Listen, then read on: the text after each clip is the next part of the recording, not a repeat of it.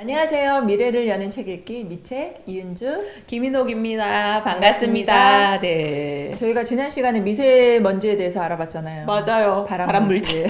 그것밖에 생각이 안 나. 네네. 가정에서도 우리가 미세먼지를 만들고 맞아요, 있었다라는 맞아요. 사실 우리가 알게 됐는데요. 오늘은 또 다른 이야기를 좀 나눠보도록 하겠습니다. 자, 미세먼지 농도 측정은 전국에 300개 측정소가 있어요. 그렇죠. 예, 여기서 측정을 해서 실시간 대기 오염 정보 공개 시스템을 통해서 공개를 하고 있습니다.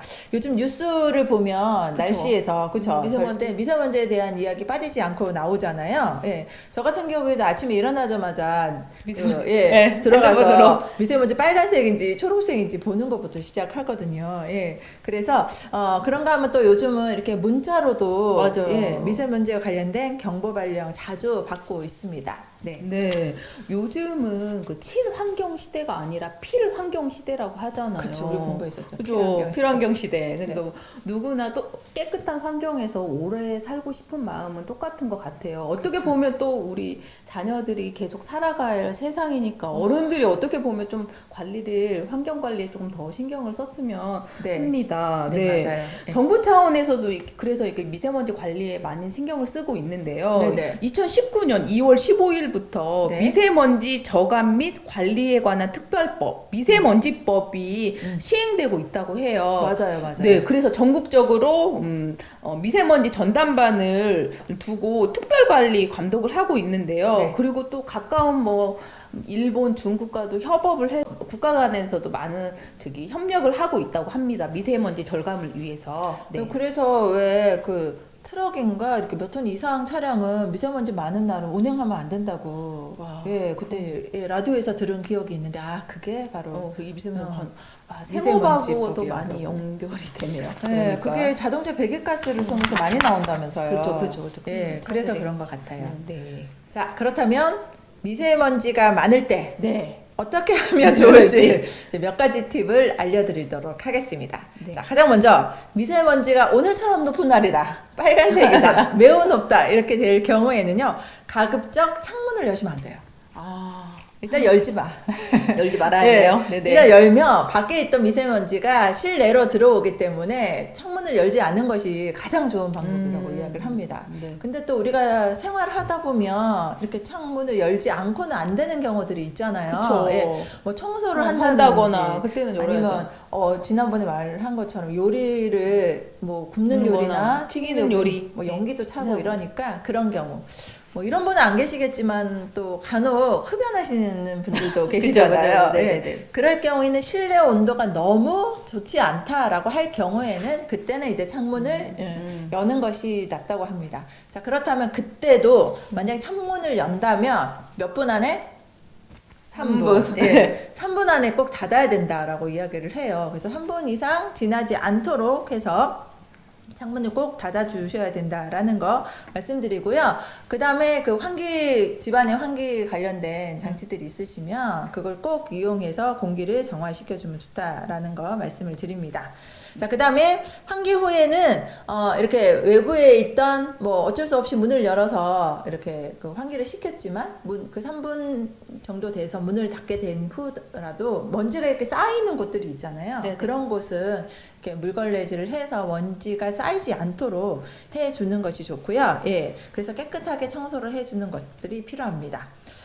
그런데 만약에 천식이나 호흡기, 그다음에 아주 약한 아이들이 있는 상황이라면 웬만하면 창문 열지 않는 것이 좋다라고 이야기를 해요. 그래서 미세먼지가 낮아질 때까지 가급적으로 창문을 열지 않도록 해주는 것이 좋습니다. 네. 열지 않아야겠네. 그래요. 안 열 수도 없고. 열더라도 3분 안에. 네. 그리고 두 번째는 공기청정기를 사용하는 것이 좋다고 하는데. 요즘 불티나요. 네, 어쩔 수가 없는 것 같아요. 네. 미세먼지를 줄이는데 특히 공기청정기가 작은 미세먼지를 없애는데 도움이 되니까 네. 고성능 네. 헤파 필터가 장착된 필터. 또 네. 공기청정기를 적정한 용량으로 사용하는 게 좋다고 합니다. 네네. 그리고 이제 중요한 게 또 주기적으로 그 필터 교체하는 것도 그렇죠.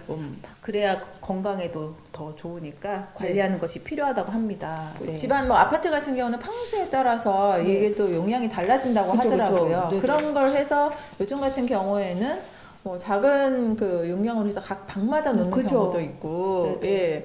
그래서 이 저희 아는 지인이 갑자기 창문을 이렇게 환기시키다고 열었는데 공기청정기가 돌아가고 있었어요. 네네. 갑자기 내가 미친 듯이 창문을 열었는데 그래서 진짜 깜짝 놀랐다고. 네네. 공기청정기 진짜 필요하다고 이야기하더라고요. 그죠? 그러네요. 네. 예전에는 그냥 이게 별로 필요를 느끼지 느끼지 못할 정도로 그쵸, 우리가 그쵸. 공기질이 좋았는데 네. 어느 순간부터 이렇게 확 미세먼지 나빠지고. 때문에 굉장히 나빠졌네요. 그렇죠?